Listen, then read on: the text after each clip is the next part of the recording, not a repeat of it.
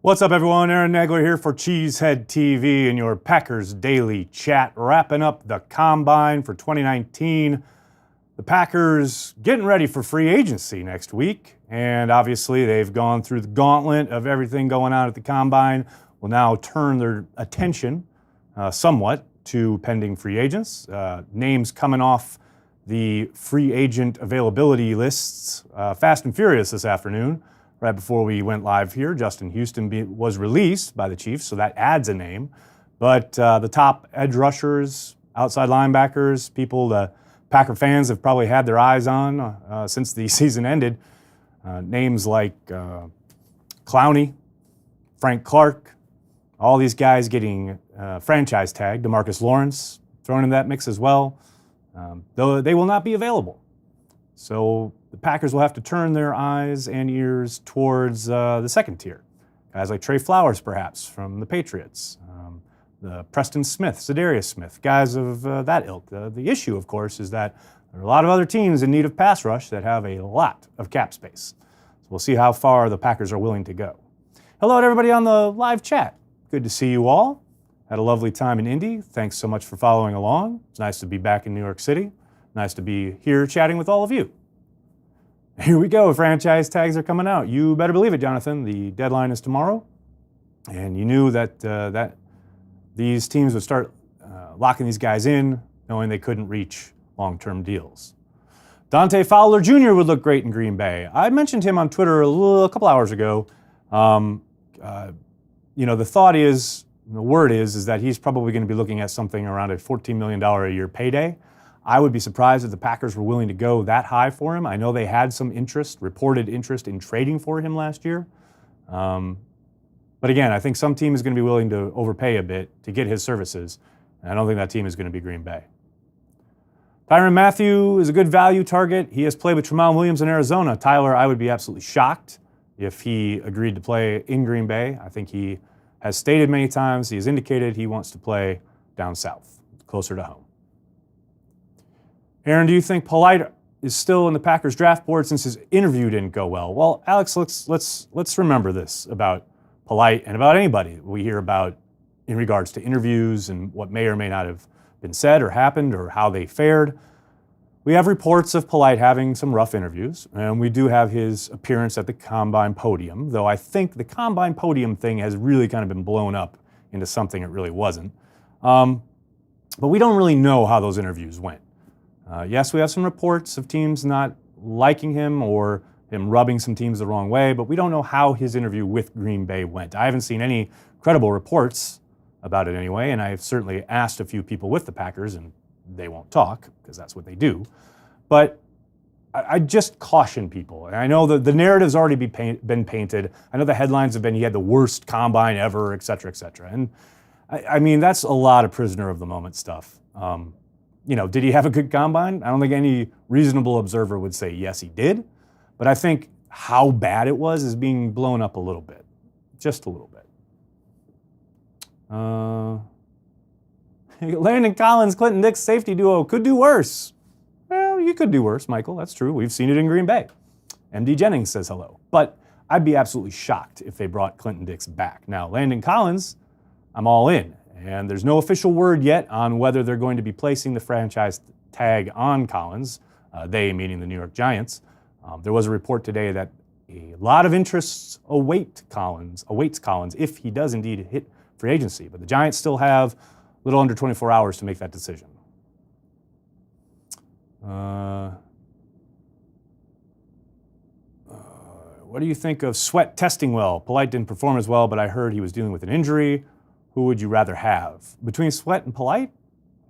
Probably Montez Sweat, but let's not forget, Polite has some good tape out there. It's not like testing poorly at the Combine or saying some silly stuff at the podium, or actually, hell, let's be honest, being honest at the podium.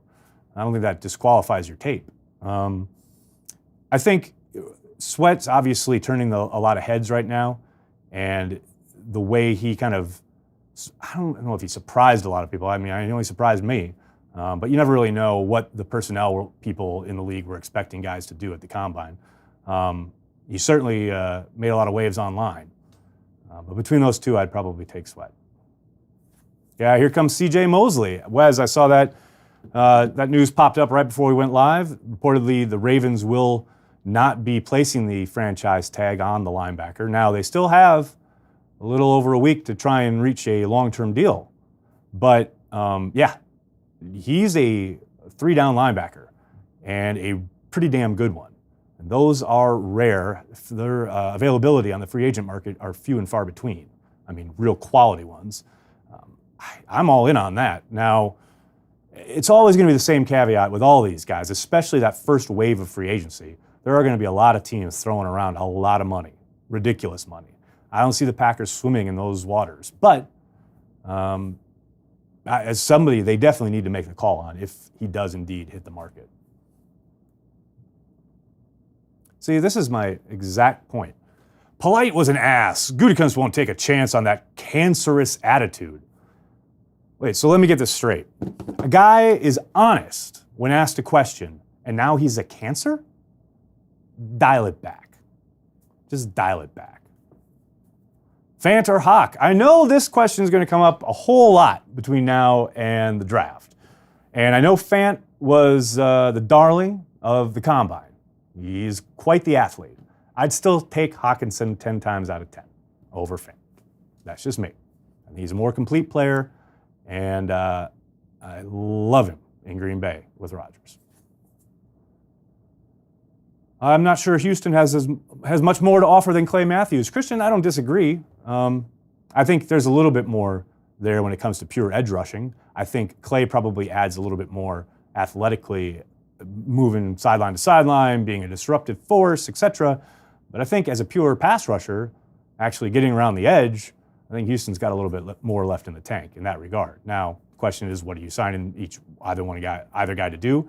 Hell, go get both. Get Houston and bring Clay back on a team-friendly deal if he's amiable to such things. Again, I've been saying it all offseason. I think Clay will hit the market, but I do think the Packers would welcome him back on a team-friendly deal if he doesn't like what he finds. Let's take a look at Twitter, shall we? See what's going over on the old tweet machine. Michael starts with, what surprised you the most at this year's Combine? Good question, Michael. I would say Montez Sweat's explosion athletically. I mean, I think most people who study these guys have been looking at the tape. He, especially coming off the Senior Bowl, where I thought he made some waves and some internet headlines because of the one practice rep where he blew up the offensive lineman and put him on his butt. But for the most part, he had a pretty nondescript Senior Bowl week. And you look at his tape and you see some production, you see some violence, you see some ability. But I think you also see some stiffness and you see some things that might worry you as far as athletically. But then he gets to Indianapolis and absolutely tears it up in pretty much every aspect of the testing. So be interesting to see people going back to the tape and marrying some of those opinions and or evaluations up with what the testing is telling you he clearly can do as an athlete. That was something I was not expecting. Greedy, Sweat, Jonah Williams, Risner, Burns, Polite, Hawk, Fant. It's too much. At this point, I'm just hoping Ed Oliver falls to 12. Zach, you and me both. I love Oliver as a prospect. Anyone who follows me online on Twitter knows I'm begging for him to fall to 12.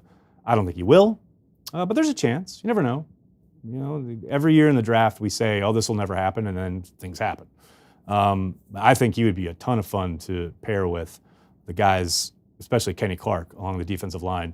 I think you can move him around. You could cause a lot of matchup problems up front, and that's where the game is won. I know everybody wants an edge rusher first and foremost, and hey, if there's value there, I'm all for it.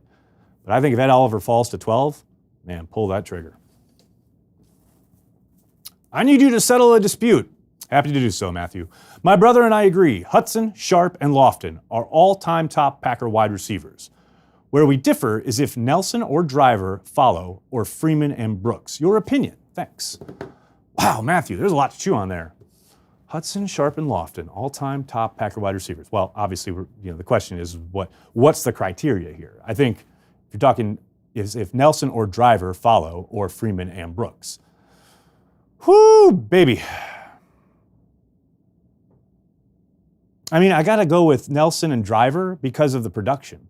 but they played in a much more wide open, or play, in the course of Nelson, they played in a much more wide open, where you're not allowed to hit guys over the middle. The offense is just so much more opened up now, whereas Freeman and Brooks could get absolutely decimated over the middle in ways that those guys couldn't.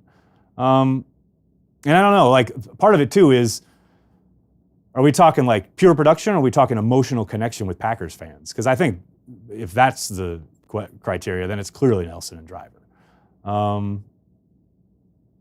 Yeah, that's a tough one, man. That's a tough one. If we're talking, who fits in that next slot. I mean, they're all awesome, and I'll never get over Freeman's touchdown in the Super Bowl or Robert Brooks going 99 yards against the Bears. Those mean a lot. It's a good question. I'll throw it open to the chat, see what folks think. When looking at free agency and budget, do they look to spend every dollar available to try to carry over some money year to year like Thompson used to do? Well, Tyler, they are carrying over, I believe, $8 million, just under $8 million into the 2019 cap. So, Gutekunst very much following the Thompson model, where not spending every single dollar.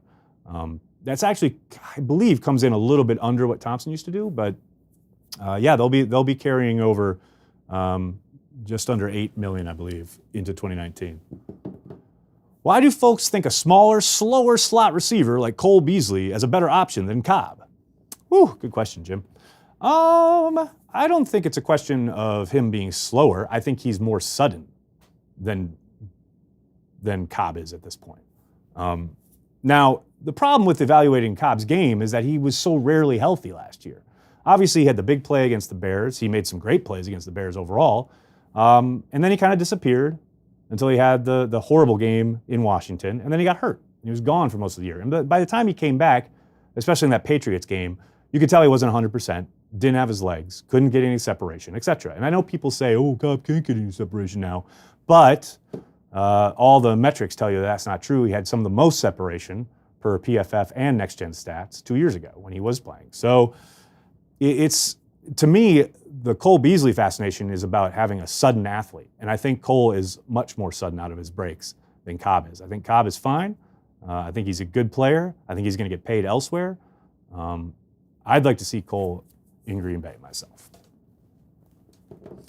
Hey, do you think we need a blocking tight end for LaFleur's offense to be fully armed and operational? I like the Star Wars reference there. It's fully armed and operational battle station. Do they need a blocking tight end? No. Would it be nice to have? Yes. And hey, how about this? How about drafting one that can do everything? Like TJ Hawkinson. That's just me. Ooh, a lot of words here, David. It's been rumored the Packers will spend top dollar in free agency on a pass rusher. Has it? With Clowney now off the board, that leaves only Lawrence left worth doing that. Well, not anymore, since clearly this tweet was sent before Lawrence got the tag. I think he'll remain with Dallas. Wise, David. Do you agree? If not, who is? Well, like I said earlier in the chat, I think it's going to be that next level.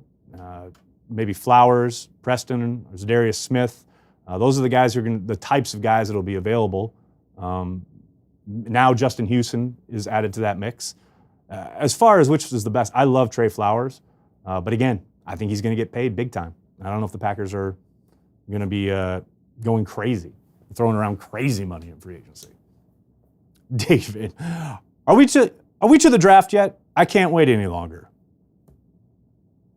A lot of ball game left. All right, let's head back to the chat. See what's going on over here. Thoughts on Irv Smith Jr. Thought he really showed off his receiving skills at the Combine. Patrick, I love him as a prospect. I think he's kind of not getting lost, but he's not mentioned in the same breath as the Iowa tight ends, but I think he'd be a fine addition. And if they wanted to wait on tight end, I think he'd be a really great guy to target on day 2. Should Indianapolis be renamed Han Solopolis? Sure. Why not? Does D Ford hit the trade block? I don't believe so. I think he's going to get franchise tagged. Aaron, name one reason why the Packers need to trade up. Need to? I wish I could, but I don't think they need to. I think they need to make every pick they can in the slot they have maybe trade down once or twice and collect more picks. That's just me. Carlos, Nagler, can we agree that Greedy Williams is a great name for a defensive back? Yes. Take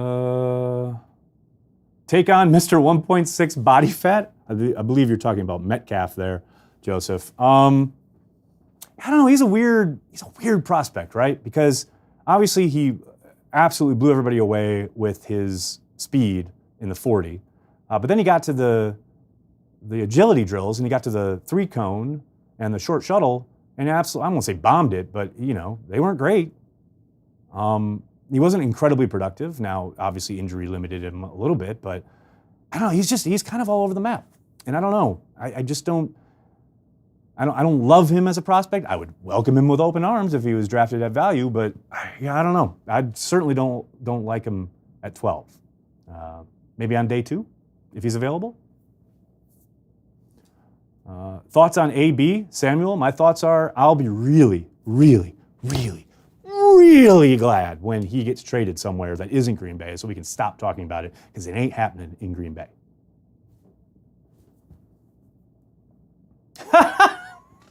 How dominant would Nick Perry be if he had 2 clubs starting week 1? Now, there's an idea. Maybe it'd be like old school. Mike Sherman put the boxing gloves on Ahmad Carroll.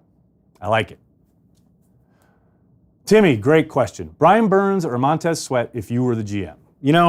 Okay, my fears about Burns, all right, and I've said this here on this here program, this here Packers Daily Chat. I have an irrational fear of Brian Burns. Now, I recognize that it's irrational. It has no basis in logic or fact. But I cannot look at him and I cannot see him without thinking of Jamal Reynolds. And I know that is completely unfair to the kid. His tape is fine. He's got great hand usage, violent around the corner, has the speed. He can actually cut the edge down to the QB, something we haven't seen in Green Bay in a long time. But the Jamal Reynolds thing, it just haunts my brain. That said, I'd probably still take him over Sweat, just because I like his tape. TJ Hawkinson at 12 pick, reach? I know a lot of people would think so. I don't think so. I don't think the Packers will go that route. I wouldn't hate it if they did, but I understand why people don't want to take a tight end that high. I think you've got one of the best players in the draft. If you can take him, take him. Nagler, what do you think of Rashawn Gary? Julian, it's funny. I like him. It's funny because I just think he's going to be, I think he's a top 5 pick myself. So I haven't really dug into him too much because I don't think he's going to be there at 12. But like I said earlier, every year we thought, this guy's never going to last. And that's something I tweeted about this at the Combine because every time there was some kind of like big news or a big headline off of somebody's workout, Twitter blows up. And then everyone says, it'd be great if he was with the Packers. The first wave is always, the Packers should get, I hope the Packers get him. And then the next wave is everyone saying, he's never going to last to 12. He's never going to last to 12. And I kind of fall into that with Gary. I don't see him lasting to 12. But if he did, I think he would come in and wreck stuff. I'd love him. I love him as a pro. What's not to love? But I don't see him getting out of the top 10. But we'll see. That's why they call it Nagler's Never Right. See, Stewie says, tight end is too early at 12. I disagree. And we carry on. Devin Bush at 30, I love that. Now, he tore it up in Indianapolis. I like his tape. I think 30 would be a good spot for him, definitely. What did you think of David Montgomery besides the 40 time? QB1. Running back 1. I don't know. I love him. I love his game. He's not the fastest. He's not the most athletic. I just love him as a football player. I love David Montgomery. I'm all in on him. If they ended up drafting him, I'd be doing cartwheels. Devin White at 12. It's funny, Brett. I've been seeing a lot of kind of divisive opinions, arguments, etc. about him as a prospect and the prospect of his landing in Green Bay. I don't know, man. I think he'd be a welcome addition. 12 feels a little high for an inside linebacker, but if Brian Gutekunst thinks he's the best prospect on the board, hell yeah. I think he'd instantly step in and improve the Packers defense. I think I'd love to see him paired with Martinez. Again, so much of this is in the eye of the beholder, and so much of it is dependent on what Gutekunst assigns value-wise and where they are tier-wise when they're on the clock at 12. I would, like I said, there's a slew of guys. There's like 15 names, right, where everyone says, well, they're not going to last to 12. Well, clearly some of those guys are going to last to 12, and the Packers are going to get a good football player. I'm not too worried about that. The question is what's the value? What is the positional value? And what else can they do with later on in the draft to supplement the areas they don't address early on? But yeah, no, I'm down with it. Do you think we should hire Blake Bortles as our water boy? Gregory, that's just mean, man. Who is our single high safety right now? Probably Tramon Williams? Yikes. Who would you like to see back there in 2019? Landon Collins. No, I know everyone says he's a box safety. I think he's better than that. Jason, Nags, why won't the Packers credential you in Cheesehead TV? You know what's fun? Had that talk with the Packers a couple days ago in Indianapolis. And, as I said to them, I don't even think about it anymore.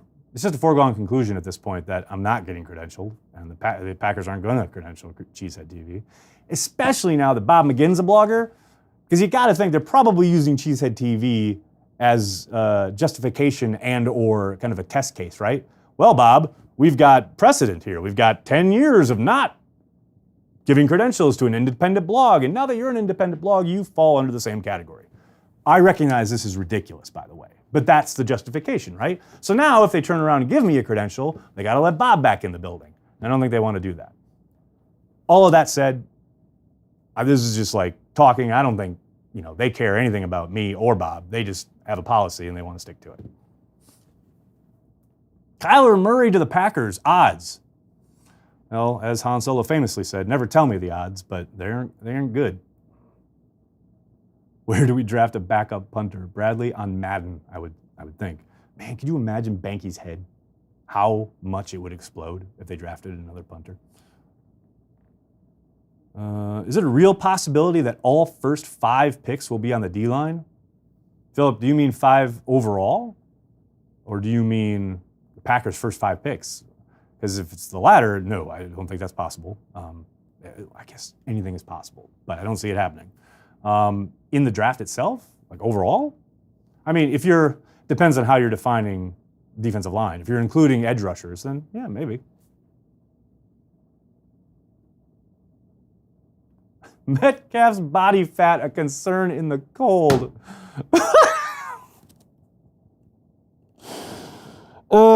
Paralysis by analysis. I love it. Packer fans can think of anything. That's amazing. Did the Combine change your opinion on any prospect for better or worse? Matt, no. Absolutely not. Look, this is my thing on the Combine, right? It gets blown up every year, bigger and bigger, because that's the way the NFL has positioned it, right?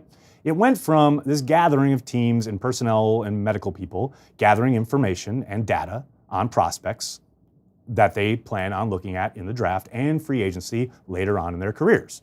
Now, it has been turned into an event, because that's what the NFL does, partly because they want to make money, and partly because they want to keep the NFL as a going concern 365 days a year. And they keep the calendar as long as possible. My approach to the Combine, when it comes to the players and the prospects, is data collection. That is it. Not one thing that happened in Indianapolis this past week has changed anything that was on tape prior to Indianapolis. Now, everything you find out, whether it's interviews, whether it's medical, whether it's athletic testing, what have you, anything you find out in Indianapolis can make you go back to the tape, can make you maybe want to bring the guy in for another interview, and gather more information, reassess your analysis, etc. But it doesn't change, to me anyway, it doesn't change your opinion on what that tape showed you. Now, maybe you got to go back and look at traits and look at maybe question what you thought that guy could do. Maybe he can do a little bit more. or maybe he's a little better at something that you had marked him, as a detriment to his game, etc. But changing your overall opinion of a prospect, not for me. That's just me. If you could trade our 3 picks in the top 45 for 2 picks in the top 20, do you do it? Arbitrarily? No. Are you targeting somebody? Who? No. Just as an exercise, a thought exercise? No. How do you get credentials from the Packers in the NFL? You beg. No. Back in the day, I submitted for them, and then I got turned down. And then some people made a call. My buddy Greg Bedard back in the day and Bob Glauber called the NFL and said, let this kid in, and they let me in. Kid. I was a dad with kids at that point. Nagler, is free agency overrated? Well, I don't know about overrated. Is it overhyped? Maybe. But overrated depends on who's doing the rating, right? I think free agency is a tool that can help bolster weak spots on your roster that hopefully mean that you don't have to reach when it comes time to draft people.